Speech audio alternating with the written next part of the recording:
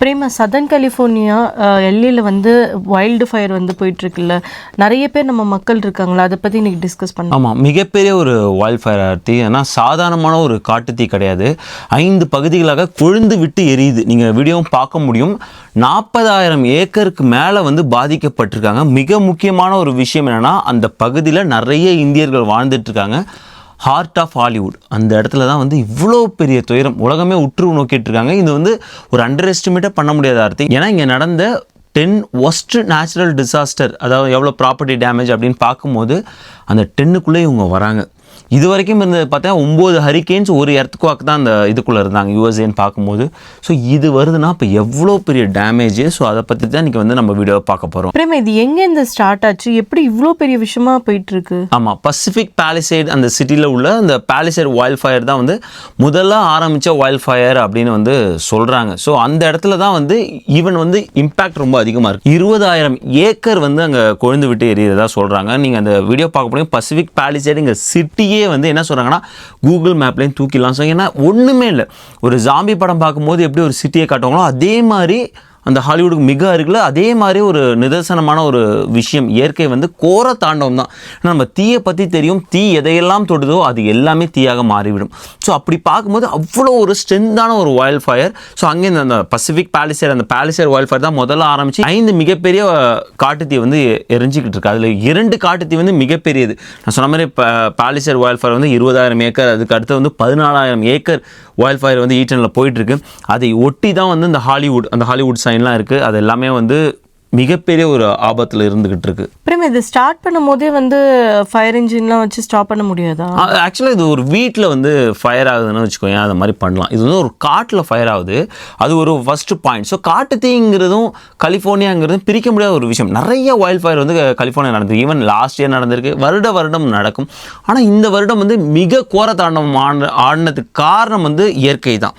ஏன்னா மழை பொய்த்து போனதுனால அந்த இடத்துல பார்த்தீங்கன்னா மரங்கள் எல்லாமே காஞ்சி போய் ஈஸியாக எரிஞ்சிடும். அந்த நிலைமையில் வந்து இருந்திருக்கு.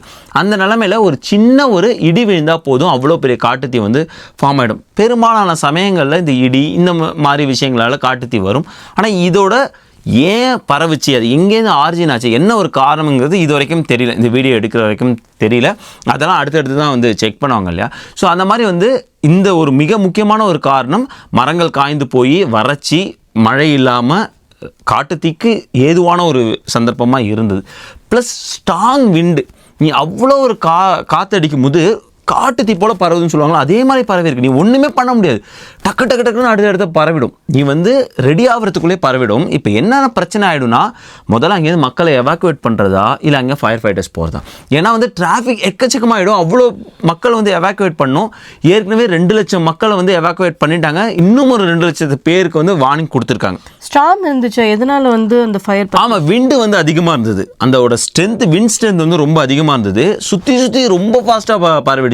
அதாவது கண்ணிமைக்கிற நேரத்தில் வந்து வந்துடுச்சு. ஸோ அதனால் மக்கள் வந்து உடனே எவாக்குவேஷன் ஆர்டர், மக்கள் வந்து சிட்டியை விட்டு வெளில போய் ஆகணும். ஸோ அங்கே ஒரு டிராஃபிக், ஸோ உள்ளே வரணும் ஃபயர் ஃபைட்டர்ஸ். ஸோ ரொம்ப பெரிய பிரச்சனை.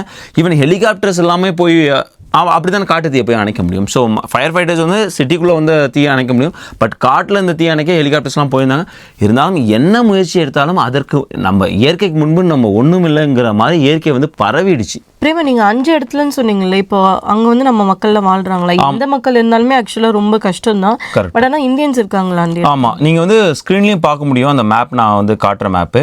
ஸோ 5 இடங்களில் வந்து ஃபயர் வந்து பலமாக போயிட்டுருக்கு. ஸோ இதில் வந்து கூகுள் மேப்பில் 4 இடம் தான் அப்டேட் பண்ணியிருக்காங்க. ஸோ பாலிசேட்ஸ் ஃபயர், ஸோ அதுதான் நான் முன்னாடி சொன்ன மாதிரி வந்து மிகப்பெரிய ஒரு ஃபயராக போயிட்டுருக்கு. ஈட்டன் ஃபயர், நான் சொன்னேன் இல்லையா, ஹாலிவுட் சைனுக்கு பக்கத்தில் எரிஞ்சிட்டு இருக்குன்னு. இந்த நேரத்தில் நிறைய வந்து ரூமர்ஸும் கலப்புறாங்க. அதாவது ஹாலிவுட் சைனே எரிஞ்சு போயிடுச்சு அப்படிங்கிற ஒரு நிறைய ஃபோட்டோ ஷேர் பண்ணுறாங்க. அது உண்மை கிடையாது. இந்த வீடியோ எடுக்கிற வரைக்கும் ஹாலிவுட் சைன் எரியல, ரைட். ஸோ அதன் பின்னாடி வந்து ஃபயர் போயிட்டுருக்கு. அந்த ஃப்ளேம்ஸ் வந்து தெரிஞ்சுது. நிறைய ஏஐலேயே இந்த மாதிரி இமேஜ் கிரியேட் பண்ண முடியும் இல்லையா, அந்த மாதிரி வந்து ஷேர் பண்ணிட்டுருக்காங்க. ஸோ ஆனால் ஹாலிவுட் சைன் பக்கத்தில் அந்த ஈட்டன் ஃபயர் அப்படிங்கிறது போயிட்டுருக்கு, நீங்கள் உங்கள் ஸ்க்ரீனில் பார்க்க முடியும். அப்புறம் ஹர்ஸ் ஃபயர், கெனத் ஃபயர். இந்த ஹர்ஸ் ஃபயர், கெனத் ஃபயர் பற்றி சொல்லும் போது இது எல்லாமே, அதாவது வந்து பாலிசேட்ஸ், ஈட்டன் ஃபயர்லாம் வந்து நேச்சுரலாக கிரியேட் பண்ணியிருக்கலாம். இந்த ஒரு விஷயம் வந்து யாராவது மனிதர்கள் வந்து பண்ணியிருப்பாங்கன்னு சஸ்பீஷியஸாக பண்ணுறாங்க. ஸோ நிறைய இடங்களில் வந்து இந்த கேம்ப் ஃபயர் பண்ணுறாங்க இல்லையா மவுண்டனில். ஸோ அங்கேருந்து கூட ஃபயர் பற்றிக்க வாய்ப்பு இருக்குது. சில பேர் சமூக விரோதிகள் வந்து இயற்கையாகவே இந்த மாதிரி சைக்கோஸ் நிறைய பேர் இருப்பாங்கள்ல, போய் பற்ற வச்சுட்டும் வந்துட்டுருக்காங்க. இதனால அவங்களுக்கு என்ன யூஸ் பிரேமா?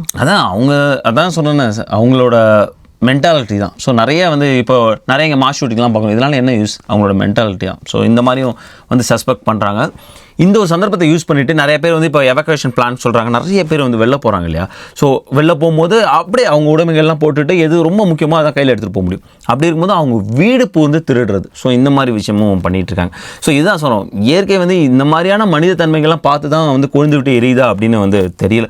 ஸோ இந்த மாதிரி வந்து நீங்கள் பார்க்குறீங்க, நீ கேட்ட இல்லையா எவ்வளோ இந்தியன்ஸ் இருக்காங்கன்னு. சும்மா ஜஸ்ட் அங்கே ஒரு இந்தியன் ரெஸ்டாரண்ட் அப்படி தேடினாலும் நமக்கு ஒரு ஐடியா கிடைக்கும். இந்த பாலிசேட் ஃபயர் பார்க்குறீங்க எவ்வளோ பெரிய ஏரியாவில் வந்து கவர் ஆகிருக்கு பாருங்கள், உங்கள் ஸ்க்ரீனில் தெரியும். கூகுள் மேப்பில் இன்னும் லேட்டஸ்ட் அப்டேட் பண்ணல, இது கொஞ்சம் அப்டேட் பண்ணி கொஞ்சம் ஓல்டு அப்டேட் தான் இருக்குது. ஆனால் அது பக்கத்துலேயே பார்த்தா இங்கே ஒரு துளசி இந்தியன் ஈட்ரி. ஸோ உண்மையாகவே சொல்கிறோம், இப்போதைக்கு பார்த்தா அது ஃபுல்லாகவே எரிஞ்சிருக்க வாய்ப்பு தான் அதிகமாக இருக்குது நம்ம பார்த்த வீடியோ வரைக்கும். ஸோ ஒன்றும் நடந்திருக்கக்கூடாது, பட் பார்க்குற வீடியோலாம் அப்படி தானே. சட்னிஸ் ரொம்ப பக்கத்தில். எல்லாமே க்ளோஸ். இந்த இடம் ஃபுல்லாகவே அவ்வளோ இந்தியன் ரெஸ்டாரண்ட் இருக்குது, எல்லாமே க்ளோஸ். நீங்கள் பார்க்குறீங்க ரோட்ஸ் எல்லாமே க்ளோஸ்டு. இந்த பக்கம் பார்த்தா எல்லையில் பாருங்கள் எவ்வளோ பெரிய ஒரு டிராஃபிக் வந்து இந்த நேரத்தில் வந்து இருக்குன்னு. அதே நேரத்தில் இந்த இடத்துல போய் பாரு, இந்த நான் சொன்னேன் ஈட் அண்ட் ஃபயர், ஏன்னா இதுவும் வந்து ஒரு 14,000 ஏக்கர்ஸ் வந்து போயிருக்கு. ஸோ அங்கே பக்கத்தில் பார்க்கும்போது நிறைய இந்தியன் ரெஸ்டாரண்ட் வந்து காட்டுறாங்க. ஸோ அப்படி பார்க்கும்போது நிறைய இங்கே இப்போ பாரு நமஸ்தே ஸ்பைஸ்லாம் இது ரொம்ப பக்கம் இருக்காங்க. இவங்களாம் வந்து நிறைய இருந்து போனதுக்கான வாய்ப்புகள் இருக்குது. ஒன்றும் நடக்கக்கூடாது, ஆனால் நிறைய பேர் வந்து இந்த இடத்துல இருந்துட்டு இருக்காங்க அப்படின்னு சொல்கிறேன். அதே மாதிரி இங்கே நீ பார்த்துன்னு வச்சுக்கோ, ஒரு மியூசியம், மிக புகழ்பெற்ற ஒரு மியூசியம் இருக்குது. இந்த பாலிசேட் ஃபயர் போயிருக்குல்ல, ஸோ த கெட்டி அப்படிங்கிற ஒரு மியூசியம். அந்த மியூசியமே ஃபுல்லாக அழிஞ்சிருக்காது. 4.8 ரிவ்யூஸ், 32,000 மக்கள். ஸோ எவ்வளோ வந்து பெரிய ஆர்ட் மியூசியம். ஸோ அதெல்லாம் இப்போ இல்லாமல் போயிருக்கும் அப்படிங்கிறாங்க. இங்கே ஒரு ஹிஸ்டாரிக்கல் பார்க் இருக்குது, அந்த பார்க்கில் உள்ள எல்லா ஸ்ட்ரக்சர்ஸும் போயிடுச்சு. ஸோ இந்த மாதிரி இப்படி ஒரு கோர தாண்டவம், இந்த ஃபயர் வந்து இன்னும் போயிட்டு தான் இருக்குது. ஸோ எல்லாம் ஒரு 14 மணி நேரத்துக்கு முன்னாடி அப்டேட் பண்ணியிருக்காங்க. இப்போ வந்து ஆல்மோஸ்ட் வந்து 700 ஏக்கர்ஸ் அது பரவிட்டு தான் சொல்கிறாங்க. இந்த வீடியோ எடுக்கிற வரைக்குமே வந்து அந்த ஃபயரோட கோர தாண்டவம் வந்து போயிட்டே இருக்குது. நிறைய இந்தியன்ஸ் வாழ்கிறாங்க. தயவு செஞ்சு உங்கள் பகுதியில் இந்த மாதிரி எவாக்குவேஷன் ஆர்டர் வந்துச்சுன்னா தயவு செஞ்சு ரியாக்ட் பண்ணுங்கள். இல்லை இது கம்மியாக இருக்குது அப்படிங்கிறது அண்டர் எஸ்டிமேட் பண்ணாதீங்க. ஏன்னா தெளிவாக வந்து கவர்மெண்ட் சொல்லியிருக்காங்க எவாக்குவேஷன் ஆர்டர்ஸ் வந்து போயிடுங்க அப்படின்னு நிறைய மேப்ஸ் வந்து ரிலீஸ் பண்ணிட்டு இருக்காங்க. நீங்கள் ஸ்க்ரீன்லேயும் பார்க்குறாங்க பாலிசேட்ஸ், ஈட்டன், ஹர்ஸ்ட், லிடியா, கிணத்துன்னு 5. ஸோ கிணத்துல வந்து 1000 ஏக்கர்ஸ். ஸோ இன்னும் வந்து எரிஞ்சிட்டு தான் இருக்குது. ஒரு நல்ல விஷயம் இதெல்லாம் பார்க்கும்போது காற்றோட வேகம் வந்து குறைஞ்சிருக்கு. அதாவது தேர்ஸ்டே இருந்த மாதிரி வந்து இன்றைக்கி ஃப்ரைடே இல்லை. ஸோ அதனால் வந்து இந்த காட்டுத்தை வந்து படிப்படியாக வந்து குறையறதுக்கு வாய்ப்பு இருக்குது. ப்ளஸ் வந்து நிறையா ஃபோர்ஸை யூஸ் பண்ணுறாங்க. ஸோ நிறைய ஹெல்ப்பும் போயிருக்கு ஃபெடரல் கவர்மெண்ட்டு. ஸோ இதெல்லாம் பார்க்கும்போது இன்றைக்கி வந்து அட்லீஸ்ட் இன்றைக்கி நாளைக்கு வந்து குறையறதுக்கு வாய்ப்பு இருக்குது. ஆனால் இது ஏற்படுத்திய ஒரு தாக்கம் வந்து மிகப்பெரியது. நம்ம வந்து அண்டர் எஸ்டிமேட் பண்ண வேணாம், குறையதுக்கு வாய்ப்பு இருக்கணும், அண்டர் எஸ்டிமேட் பண்ண வேணாம். வீடெல்லாம் இழந்துட்டாங்கல்ல பிரேமா. ஆமாம், நிறைய பேர் ஆர்த்தி. அதே மாதிரி இது ஹார்ட் ஆஃப் ஹாலிவுட். ஸோ இந்த விஷயம் ஃபுல்லாக வேர்ல்டு வைடாக பரவுனதுக்கு காரணம் என்ன, நிறைய ஹாலிவுட் ஆக்டர்ஸ் அவங்களோட வீடுகள் வந்து இழந்திருக்காங்க. நிறைய பேர் பெரிய பெரிய actors, Anthony Hopkins, Paris Hilton. ஆக்சுவலாக பாரிஸ் ஹில்டன் வந்து ஹில்டன் ஓனரோட கிரேட் கிராண்ட் டாட்டர். ஸோ அவங்க வந்து வீடு எழுந்திருக்காங்க. ஜெஃப் பிரிட்ஜஸ், மெல் கிப்சன், இந்த மாதிரி வந்து லிஸ்ட் வந்து அப்படியே போய்கிட்டே இருக்குது. ஸோ இவ்வளோ பேர் வந்து வீடு எழுந்திருக்காங்க. Harrison Ford, Indiana Jones actor, அவங்க வீடை வந்து பார்க்க வராங்க. ஸோ ரொம்ப அவர் முகமே தெரிஞ்சு அவ்வளோ உடஞ்சி போயிருந்தார். ஏன்னா பல மில்லியன் டாலர்ஸ் ஓமார்த்தி. ஈவன் மக்கள் வந்து அங்கே பெரிய ஒரு வருஷ கட்டி நிற்கிறாங்களாம், எங்கள் வீடு என்ன ஆச்சுன்னு பார்க்கணும், ஒன்றுமே இல்லைனாலுமே போய் பார்க்கணும் என்ன இருக்குது அப்படின்னு. ஸோ ரொம்ப வந்து ஒரு வந்து என்ன சொல்ற ஹார்ட் பிரேக்கிங்காக இருந்தது. நிறைய வந்து வீடு, நிறைய பிஸ்னஸ், இது மாதிரி நிறைய லாஸ் ஆயிருக்கும்ல, இது வந்து கவரேஜ் பண்ணுவாங்களா இன்சூரன்ஸு? ஆமாம், நான் முன்னாடியே சொன்ன மாதிரி இது வந்து one of the worst disaster. ஓகேவா, இதை வந்து தேசிய பேரிடராக வந்து அறிவிச்சிருக்காங்க.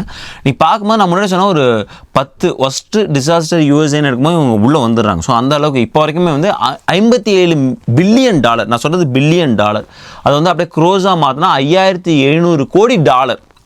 அது இன்ட்டு 82 போட்டிங்கன்னா அவ்வளோ ரூபா, அது எங்கேயோ போகுது இல்லையா, பல லட்சம் கோடி ரூபா நம்ம ரூபாய் மதிப்பில் பார்க்கும்போது. ஸோ இவ்வளோ பெரிய ஒரு விஷயம் நடந்திருக்கு. நீ சொன்ன மாதிரி வந்து இந்த எல்லாம் இன்சூரன்ஸ் கவர் பண்ணுவாங்கன்னா ஏற்கனவே பல இன்சூரன்ஸ் வந்து அங்கே தில்லாலங்கடி வேலை பார்த்துருக்காங்க. என்னென்னா வந்து இன்சூரன்ஸ்னால எதுக்கு, நமக்கு ஏதாவது ஒன்று நடந்தால் கவர் பண்ணுறது தான். ஆனால் முன்னாடியே வந்து ஸ்டேட் ஃபார்ம் இன்சூரன்ஸ் என்ன பண்ணியிருக்காங்கன்னா வந்து அவங்களோட நிறைய பேரோட இன்சூரன்ஸை முக்கியமாக இந்த பசிபிக் பாலிசேடில் இது பண்ணியிருக்காங்க, கேன்சல் பண்ணியிருக்காங்க, ரெனியூ பண்ண விடலை. என்ன சொல்லியிருக்காங்கன்னா வந்து இங்கே எங்களால் கவர் பண்ண முடியாது அப்படின்னு சொல்லியிருக்காங்க. ஆல் ஸ்டேட் வந்து 35% வந்து அவங்களோட இன்சூரன்ஸை நவம்பர் மாதம் ஏற்றுறதுக்கான அப்ரூவல் வந்து ஸ்டேட்லேருந்து வாங்கியிருக்காங்க. ஏன்னா ஏற்கனவே அங்கே வந்து இந்த பிரச்சனை போயிட்டு இருக்கிறதுனால. ஸோ அதனால் நிறையா மக்கள் வந்து அங்கே வந்து FAIRனு சொல்கிறாங்க. அதாவது ஸ்டேட் கண்டிப்பாக வந்து நீங்கள் வந்து ஃபயர் இன்சூரன்ஸ் வச்சிருக்கணும் அப்படிங்கிற ஒரு இன்சூரன்ஸ் வந்து எடுத்து வச்சிருக்கதா வந்து சொல்கிறாங்க. ஈவன் FAIR இன்சூரன்ஸே வந்து சர்ப்ளஸை போகிறதா சொல்கிறாங்க. ஸோ இந்த மாதிரி இன்சூரன்ஸ் ஆல்ரெடி வந்து அங்கே கொலாப்ஸ்டு. ஸோ இப்படி பார்க்கும்போது இப்போது ரீசன்ட் நியூஸ் என்ன சொல்லியிருக்காங்கன்னா வந்து தெளிவாக ஸ்டேட் கவர்மெண்ட் சொல்லியிருக்காங்க, இந்த நேரத்தில் நீங்கள் எந்த இன்சூரன்ஸும் கேன்சல் பண்ணக்கூடாது, எந்த இன்சூரன்ஸும் ரினிவல் பண்ணாமல் இருக்கக்கூடாது. மீன்ஸ் யாராவது இப்போ அந்த ஏரியாவில் பாதிக்கப்பட்டிருக்காங்க, அவங்க இன்சூரன்ஸ் இப்போ கேன்சல் ஆகுதுன்னா நான் ரினியூவல் பண்ண விட மாட்டேன் அப்படிலாம் சொல்லக்கூடாதுன்னு திடுக்குப்பிடி போட்டிருக்காங்க. பட் இருந்தாலும் வந்து இன்சூரன்ஸ் கம்பெனிக்கு இது மிகப்பெரிய ஒரு லாஸ். மக்களுக்கும் லாஸ், இன்சூரன்ஸ் கம்பெனிக்கும் loss. So again insurance company நிறைய சம்பாரிச்சிட்டு தான் இருக்காங்க இல்லையா.